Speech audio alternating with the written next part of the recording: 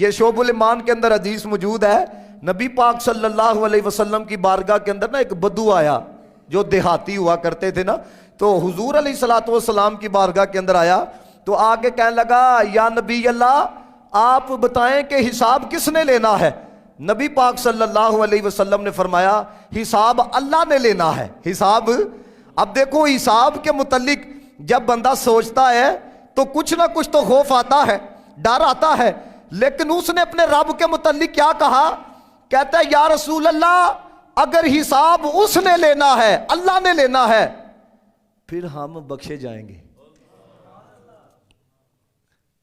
کیا کہتا ہے کہ اگر حساب اللہ نے لینا ہے تو پھر ہم بخشے جائیں گے۔ نبی پاک صلی اللہ علیہ وسلم نے مسکرا کے پوچھا، فرمایا یہ تم نے کیوں کہا ہے؟ اب سنو ذرا، ہے تو دیہات کا تھا لیکن کمال درجے کا جواب دے گیا۔ کہتا ہے یا رسول اللہ اللہ کریم ہے، اور کریم وہ ہوتا ہے جب قابو پاتا ہے تو معاف کر دیتا ہے۔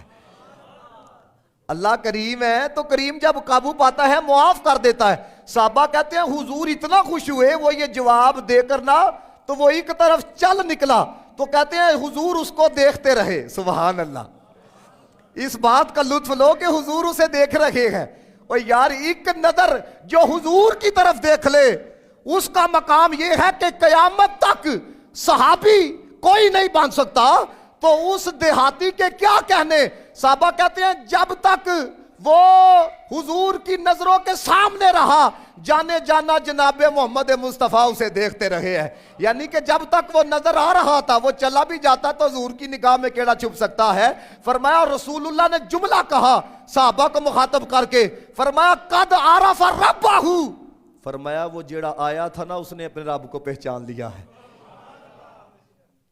اس نے اپنے رب کو پہچان لیا۔ تو اللہ کے بندو اتنا بندہ الجھاؤ کا شکار ہو جائے کہ یار بندہ یہ کہنے پہ مجبور ہو جائے کہ یار اب مجھے پتا مجھے معافی نہیں ملنی، اور بھائی تم کو کس نے کہا نہیں ملنی؟ قرآن کہتا ہے اللہ دیتا ہے معافی، نبی پاک فرماتے ہیں اتنے گناہ ہو جائیں زمینیں بھر جائیں آسمان بھر جائیں پھر بھی بندہ سچے دل سے رجوع کرے اللہ معافی دے دیتا ہے۔ تو تمہارا یہ اندر بیٹھا ہوا کمینہ نفس کہتا ہے اب کچھ نہیں بننا، اسے کو سب کچھ بنے گا، معافی بھی ملے گی۔ تو اس لیے آپ کو بتا رہا ہوں اللہ کے بندو، اللہ کے متعلق بھی گمان رکھنا ہے تو اچھا رکھنا ہے کہ بخش دے گا، جنت عطا کرے گا، درگزر والا معاملہ فرمائے گا۔ سمجھ لیے بات؟ اسی طرح اللہ کی مخلوق کے متعلق بھی جو اپنے گمان ہے نا ان کو آپ پاک کریں۔ اب دیکھیں میں نے اکثر لوگوں سے پوچھا، میں ایک جگہ بیٹھا تو انہوں نے نا ایک بڑی پیاری شخصیت اور بڑی نیک شخصیت کے متعلق ہلکے جملے بولے نا، تو میں نے کہا آپ کو کس نے بتایا ہے؟ مجھے فلانے نے بتایا ہے۔ تو ہو سکتا ہے فلانے سے پوچھا جاتا آپ کو کس نے بتایا ہے تو وہ آگے سے کہتا مجھے فلانے نے بتایا ہے۔ اب دیکھو جو بات آپ کو سمجھانے لگا ہوں نا، میں نے آپ کو اس لیے، دیکھو شخصیت پرستی کا میں قائل نہیں ہوں، میں نفس پرستی کا قائل نہیں ہوں۔